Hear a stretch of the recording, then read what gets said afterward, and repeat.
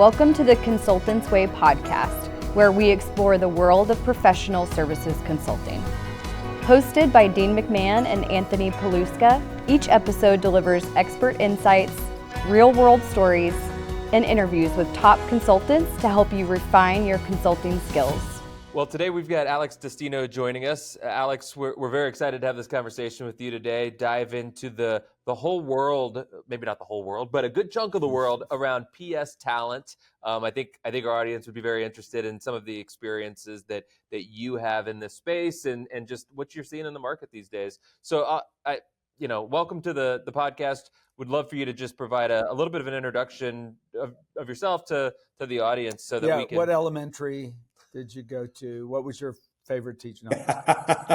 Well, I can tell you that thank you both for having me on. This is great. I've worked with Anthony quite a bit on some engagements, but I'm one of the co-founders and partners of Good Harbor Group. We are an executive search and contract consulting firm based here in Boston. We launched this firm in 2018, although my partners and I have known each other and worked together for over 25 years in different capacities. And we're in the executive search and contract consulting business, focused primarily on the professional services space, the life science market, as well as healthcare IT. Those are the areas where we spend most of our days and time. And I run the executive search practice that focuses primarily at the director, VP, and C-level, usually within small to mid-sized, well-funded companies within that space. Great. No, we're lucky to have you here and excited on your perspective. Like I shared with you before we got started here, right? That we've got a lot of our audience here that's interested in both from I'm a potential employee and I'm a candidate that I'm looking for opportunities and I'm wondering what that looks like, or I'm an employer in this space and I can never really make heads or tails of how the market's evolving, and I feel things, but is that something about my organization, my industry, my market, what have you? So let's take this super high level as a place to get started. How do you feel about the state of the PS market right now from a talent perspective? I can't say that we have our thumb on the entire market of professional services or the American economy for that matter. However, I can tell you that the professional services space and industry is typically pretty well aligned to what the economy is doing. So if the economy is booming and doing well and growing, I think I've seen over my years of experience in this space that the professional services business is going to grow as well. And so it's very sensitive to economic conditions. However, that doesn't mean there's not great opportunity in those moments. When the economy is booming, there's lots of projects, lots of engagements, lots of consultants billing. But when there's a downturn and some uncertainty, and I think that's kind of where we are today, there's strategy and lots of different opportunities to be successful and prepare for that next kind of wave. And I think that's kind of where we're at now. Yeah. What are you seeing? A couple of maybe subtopics underneath that. What are you seeing in and around? We hear a lot of this where there's kind of this retirement bubble looming, where there's a bunch of expertise in select industries that organizations are at risk of walking out the door in the next 5 to 10 years, if not sooner. Any feel for that right now, and maybe what organizations are doing to get out in front of that, or is it not on the radar in the same way that we've seen? Yeah, I think that's a reality. There is a ton of very capable, talented delivery talent, consulting talent, PS talent that are heading to retirement, and so there's a new kind of wave, and I don't think the numbers are as big as they once were in terms of, say, we do a lot of recruiting out of the Big Four. Particularly at that kind of senior manager to associate partner, to use some old kind of Big Four terms. And those terms are a little different today than they were many years ago. And I think that, finding that talent at the depth we used to see years ago is a little bit more challenging. So we need to dig deeper into the actual talent resources at director level that own projects, engagements, and because they're getting thrown into the fire. And I think that most data will tell you that 30% of the projects PM projects fail because of lack of leadership and project management. And that's a huge challenge for us right now. And we're seeing that across the board as leaders start to retire. Yeah, yeah. One other kind of thematic or industry question: what are you all seeing? And PS is always in a unique situation here, but around the expectations for on-site work versus remote work, and how projects are being delivered now, and just what your clients are looking for. Yeah, it's kind of interesting. Years ago, we used to recruit candidates almost exclusively out of the Big Four and place them into emerging opportunities, growth, equity plays, or if they wanted to get off the road, we would place them within industry. And sometimes at that 7 to 8 year mark within one of those firms, that's what the candidates were looking for. And COVID hit, and then and part of the reasons they would be looking is because of the travel. As you both know, travel is a grind. When you're starting families, it becomes more of a burden. And COVID hit, and then travel just stopped. So it kind of changed where everything became kind of what we're doing today, speaking to our clients over the laptop and communicating that way. So we're starting to see coming out of that more travel, but it's a little bit more manageable for people. So people can do the interesting work for these consulting firms and maybe not have the burden of the travel that they once had.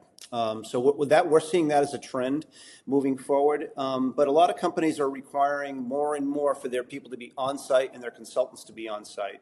And, that can be a challenge. So those are kind of trends that we're watching, but it goes client to client.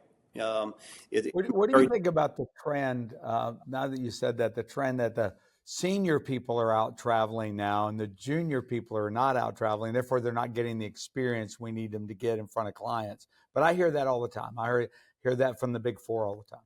It's so true.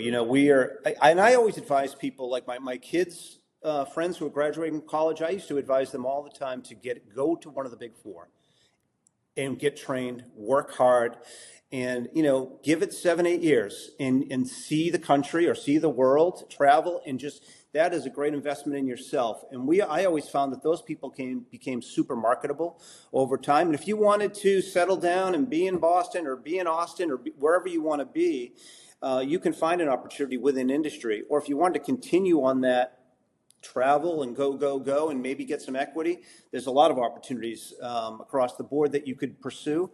But the younger generation, I think, is a little bit, I don't know, COVID's changed everything for all of us. And I think some of the most recent grads are coming out of it saying, I don't know, I want to work remote. And I think more often than not, people do not want to travel like they once did. And that's a challenge for companies in general. Yeah. And we're feeling it on both ends, right? Because from a consultant's perspective, right, both the clients aren't in the office as much, but the more senior leaders tend to be in the office more frequently than some of the younger staff that are coming on board. And then the same thing with the consultants in consulting firms, whether it's our team or elsewhere, right? There's less and less of them in an office. And so it means that the people that are meeting in person are senior executive to senior executive a little bit more frequently. And it's just even if you went into the Big Four to get trained up and to go through that process, there's a big piece to that development journey of just being in person and client interaction and interface and all those skills that made them so marketable that I don't know. We'll see how it all plays out. I'm concerned we're losing out on a little bit in the industry. If you take us or me, I can travel every week. Got lots of CEOs that want to meet. None of them want to meet in the office. It's only meals now. So I go meal to meal to meal to meal to home, meal to meal to meal. But the junior people, man, they you might have been with us 3 years and really never been in front of a client like would have been just 10 years ago. Yeah. Right? 10 years ago, the problem would have been, I don't know I'm in front of executives too often. Don't know what to do. Right. So it's a fun time, I think. Yeah. I always think transitions are fun. Yeah, I think transition, it's an interesting time, and we do it in our own company. We had to find a balance on what we were remote during COVID, then we had to ease people back in, and we hire a lot of young people here that we need to pour into, and you just can't do it online. So we have found a nice balance for our own company, and we do pour into them when they're here, and we find them, their careers start to really turbocharge the more time we spend with them, because we're kind of hiring the best available athletes. They don't have what they need yet.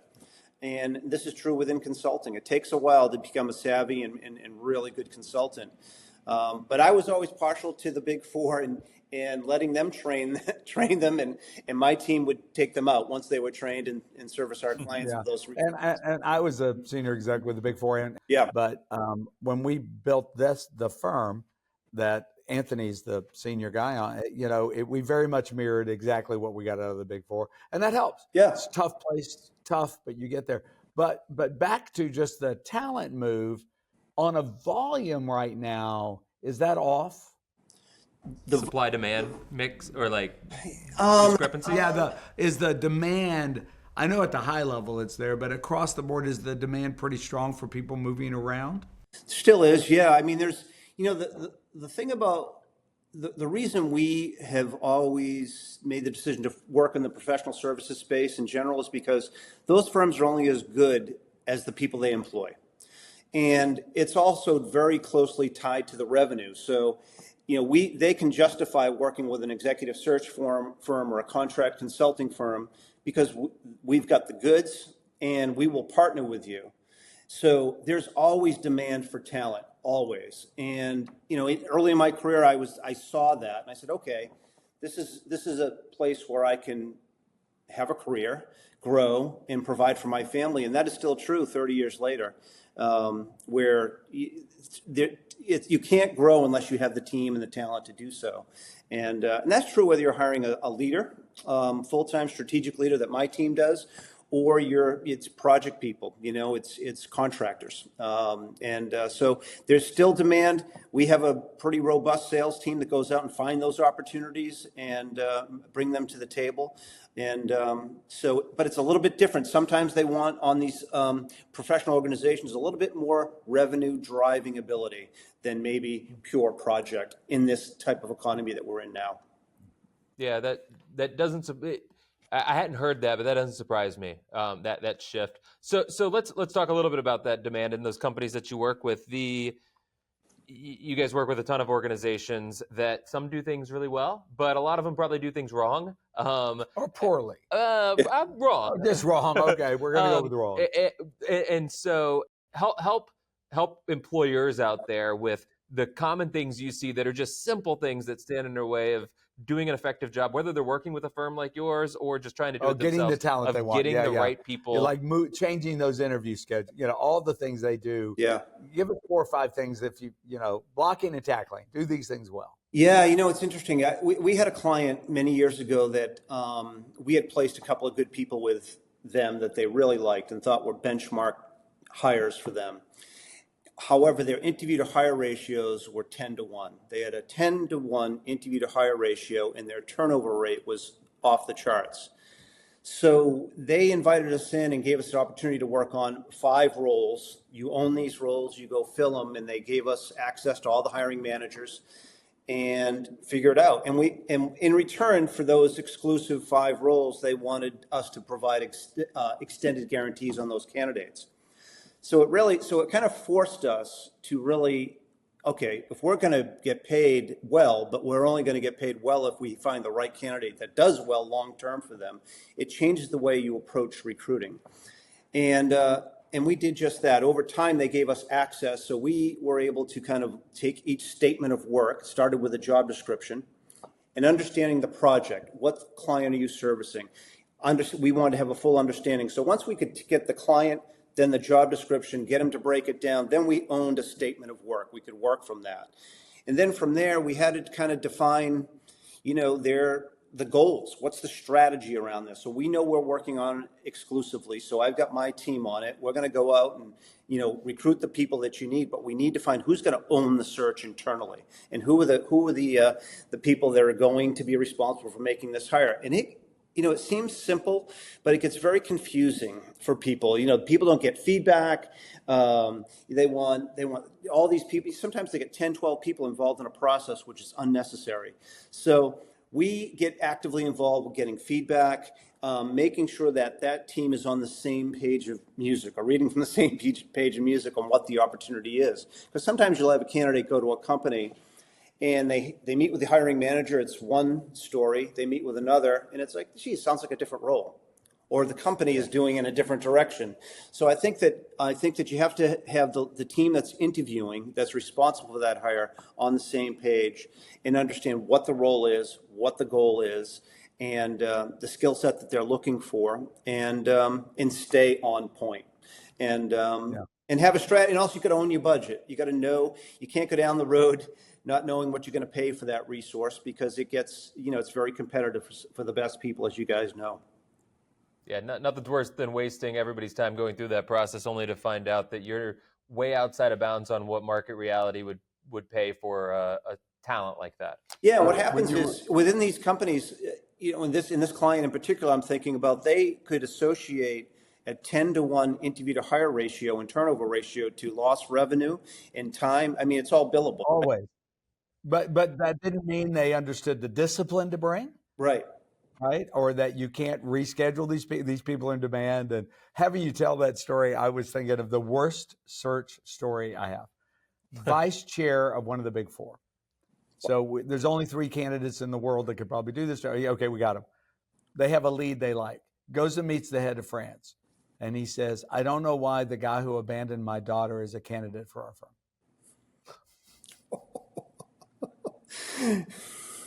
Yeah, worst moment in the history of, oh, well, we don't either. And that really wasn't discovered in the journey of finding this guy there. Yeah, I mean, there's a lot of stories when you take on different searches, and it's very interesting. But I will tell you, in the services space, I think a lot of leaders understand, if we're interviewing 10 people for one role, and then we make an offer and the offer is kicked, and now we're 30, 45, 60 days away from this resource actually being here. So those are the issues we deal with clients, and in the services space, and ultimately it's about timely revenue recognition for these companies, and they need to have good leadership. Yeah, we run into clients all the time that hey, we want a new project, big project, or we're in the final stages of contracting for something like that, and now we have to bring in 100, we have to bring in 500. How do we solve this bringing in lots of talent at once problem? And sometimes they've got a model for it, sometimes they don't, sometimes it's the biggest project they've ever won. There's all of that. I know you all work in both kind of permanent professional services resources, but also some contract labor. How do you think about this whole problem that I kind of just laid out, which is the timing of it, all of those things, but then also the mix of labor, the sequencing of labor? Take that in whatever direction you want, because that overarching problem probably has a lot of things we can dive into. In a perfect scenario, Anthony, what happens is we'll have had pipeline calls with these service leaders, professional service leaders, for months on end. So maybe they have a proposal out on a project, and it's a competitive project, but they think they're maybe at 50%. They're going to win this project, and they know what the project looks like. They know what the skill sets are they're going to need on that particular role. So at 50%, we start thinking about it internally, starting to put a bench together for them, whatever those skill sets may be, anywhere from architects, QA, project managers, whatever their need is. And then as we get closer, when we get to 75%, now we're like, okay, we're really building a bench. And we do these pipeline calls with these leaders on a very regular basis. And, it could be a weekly, it could be a monthly, depending on how close they get. But when they get to 75% to a deal coming to fruition, we're getting really ready. And then they close the deal, they have a start date on when that project's going to kick off. By that time, we've already assembled a team, a bench of people. Probably, our interview to hire ratios with all our clients across the board is 2-to-1, but we'll have them stacked up pretty good. And then we will rank them internally once we start the interview process. So we have a team, we'll really work with them. Once we say go and this project is kicked off, who's going to be involved in the interview process. We establish that up front, and then we make sure that we're in on all those interviews. So let's say you are interviewing a candidate now, You did a half hour, an hour with that candidate, you bump up, we're on with you to get that immediate feedback. And when it's a contractor, boom, we all get them onboarded, ready to roll. So I think a lot of planning in partnership with the service leader in that organization is really critical. And that's the way we like to work. There are a lot of staffing firms that don't like that model because they lose that bid. We already spent a lot of time on that, but that's just the nature of the beast. And, we like it. But we understand that 50% deal can turn to zero, and we're on to the next thing. And you're bringing a level of professionalism that we should require from all our partners in this, right? You're bringing and that's what we should really be looking for, is not someone who starts helping us after we're closed our big deal, right? Yeah, we all know that the only way that project's going to be successful is if somebody partners with them in the way that you talked about, truly partners and helps guide together. them through that process. Yeah. There's no, and we don't want our people to be chasing opportunities like a lot of firms do. Chase it, and you think it's going to happen. So it's an acquired taste. Professional services, we're okay with it, and part of it is, it's strategically. My team is the executive search team, so we leverage those relationships that my team has placed senior leaders across the board. Exactly. So those are the directors, the leaders, and they're people. And when we place them in a new opportunity, they're often very grateful. You put them in a much better situation than they were in previously. So we have executive sponsorship at a lot of these clients. So we're dealing with them as peers, and they, staffing firms, they come in all different shapes and sizes, and there's lots of ways to do it. But to your point, Dean, the white glove service, we are about that. I mean, the 2-to-1 interview to hire ratio is, I think, off the charts if you look at the rest of the industry. But we work at that. But we also charge a little bit more, and it's a good value. It's time to revenue, right? It's it. Yeah, that's what we're working with. No, and these good leaders understand the math. If you were going to provide us a little, a couple of, summary comments. Let me give you some topics. One is the market, and the other is just summarize how your partners can do the best job they can working with a firm like yours. Well, one of the things that the market is, it's kind of I'm old enough that I've seen a number of different economic cycles, and I think that some of the worst cycles I've seen, it started with the dot-com bust. Kind of in the early, the late 90s. And then I think 9/11 was kind of a tragic, terrible event for the economy and for business in general. I would say the 2008 economic bust was terrible. The banking crisis, that's still with us, I think. Then COVID, COVID hits. And now whatever we're in now is kind of, we have global stuff going on. We have an election going on. It's hard to know, what's going to happen in 2025. We'll see. But I think the best way for our clients to engage with us is to truly partner, and we want to hear their pain. What we want to be. We're tactical, but we're also strategic. And what are you trying to pull off? And a lot of maybe some even the younger, more junior project delivery leaders, they're trying to figure it out. This is my role. This is my budget. How do I get there? And we try to map it out. Like I just mapped out with you pipelining with these leaders. A lot of leaders don't do that. They wing it. And that's why there's such a huge failure rate of projects. So I would advise clients, whether it's us or another staffing firm or a firm that can provide you these resources, contractors or strategic full-time, is to really partner with them and give them the time. Back to when I was talking about recruiting strategy, it starts with a statement of work. A lot of managers don't want to give that much time on that statement of work. We insist on more time, and we insist on our more than one person from our team being on that, so that you can get to those 2-to-1 interview to hire ratios. And you also those are employees that stay with you long term and are impactful, or contractors that come in, whether it's a data scientist or an architect or a project manager. They filled that gap during that period of time, 6 months, 10 months, whatever it might be. So give that partner, treat them like a partner, and communicate, and then I think you'll get great service.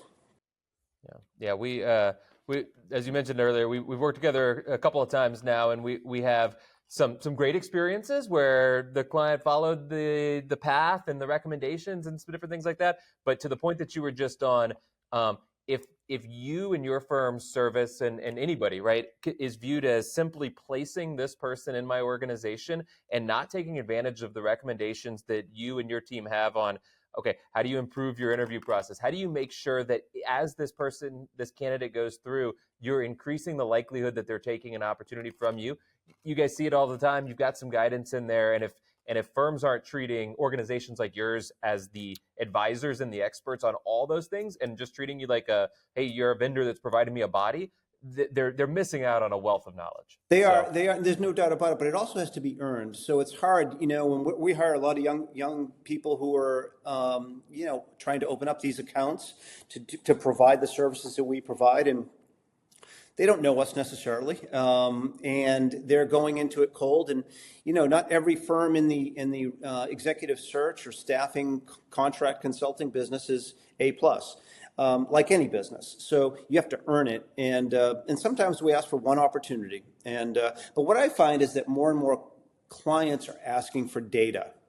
What's the market bearing? Whether it's what's the market bearing for a Java developer, or a seasoned technical architect, or a project director, and whether that's on an hourly rate or annual. And then we do try to tell, like, I think some of the searches, Anthony, you and I were working on together, we interviewed 200 people, but the client only saw 4 candidates. Internally, we interviewed 200. So it's a very, it's a vetting process, and I think it's important to share that with clients so they understand what goes into them getting the candidate that they want. Yeah, exactly. Can I ask one final question? You may. One final question. It's somewhat selfishly, although we'll see, right? It's different than all of the rest of these. So I'm going to ask you I'm not at the stage where I want to hire you all to help me out yet, but I'm looking for good talent, and I'm going to just post an opportunity on LinkedIn and hope that works out for me. I know that that's not the best solution for me. What are some little things I can do, as whether it's a small firm, medium-sized firm, what have you, that is just a little bit better than like the canned, I'm just going to throw something out there and hope somebody applies to it that may be beneficial to them before going all the way to working with you? Because I'm sure there's people listening that would use executive search firms for certain roles, but need to hire some other talent on their own and do some certain things internal, but they still want good talent. Any parting comments for that audience? Yeah, it's interesting. We, when we hire people here, and we actually have recruiting firms that help us find people, recruiters and sales talent that know us, know our culture, know what we're looking for. So we understand the value of partnering with a recruiting firm, and we have like 2 firms in particular that find us people, and we pay a premium to find great people for ourselves. Although I will say I clean my own desk and say, okay, I'm going to go find these next 5 hires that we're going to make here at Good Harbor Group. When it comes to like LinkedIn, I'm in favor of that. I think it's good to have your name out there. So LinkedIn's a good way to do that. I think it's unlikely. Let's say it was a management consulting firm. It's probably not the best place to have it.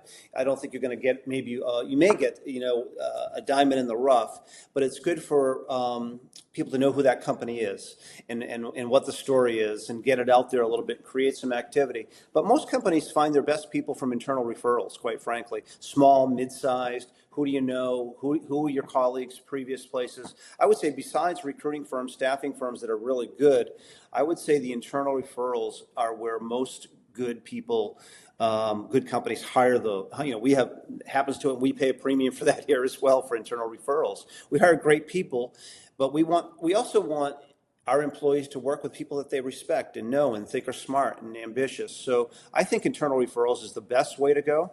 But if you really need somebody, Good Harbor can help you. Yeah, appreciate it, Alex. It's just an example of that. We just got a referral from an Accenture partner for a talented person, because as we all know, all those firms are rethinking the hiring practices of the last couple of years. Yeah, I think that's the nicest way I can say they didn't overstaff. Oh well, it used to mean something back there. That the talent there is a little different today than it was. But there's still great people there. Oh, great firms, great firms. I'll never, I'm 2nd generation big firm, so no complaint. But wonderful to meet you. Thank you so much, and we're going to have you back. Okay. I think there's a lot more things to explore. Yeah, No, I thanks, Alex. appreciate it. I always love working with Anthony and Dean. Nice to meet you. And Oh, Anthony's much better than me. No. You stay. You got the A. Don't go down to the C team. Okay. stick with the varsity. Yeah. Why go to the junior high? Very nice to meet you. Thanks, guys. Well, Anthony, thank you so much for what a wealth of knowledge and a super guy. Oh yeah, no. We had some fun. We shared some pains together, but we also we got a lot of good things accomplished when we worked together on some stuff. I had to ask that last selfish question because we're hiring, we're trying to bring on new talent, but his 3 things I think were helpful. It was internal referrals are always good. Don't shy away from using a firm to go get good talent because the ROI on the wasted time from senior people interviewing bad talent is. I mean, it's worth paying for somebody to do that screening and everything for you. And at the end of the day, if it all comes down to it, clear your desk and start making some phone calls and do it yourself. Specifically, if you're looking for people who have already been in the industry. Yes. Right. Yeah. Not just new talent to the industry. So I do think that's great. Also, I thought it was interesting that he went back over several of the times that we've had contractions, alluding to we're in a little bit of a contraction now. And he deals a lot with the Big Four. The Big Four right now are rethinking just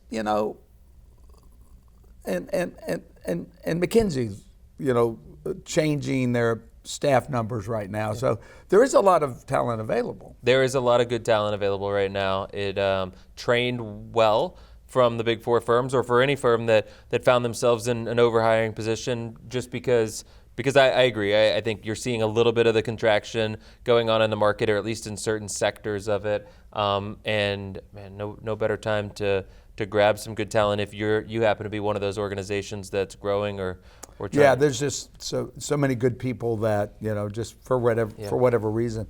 But also, I think he's a savvy guy. He's not just ivory tower.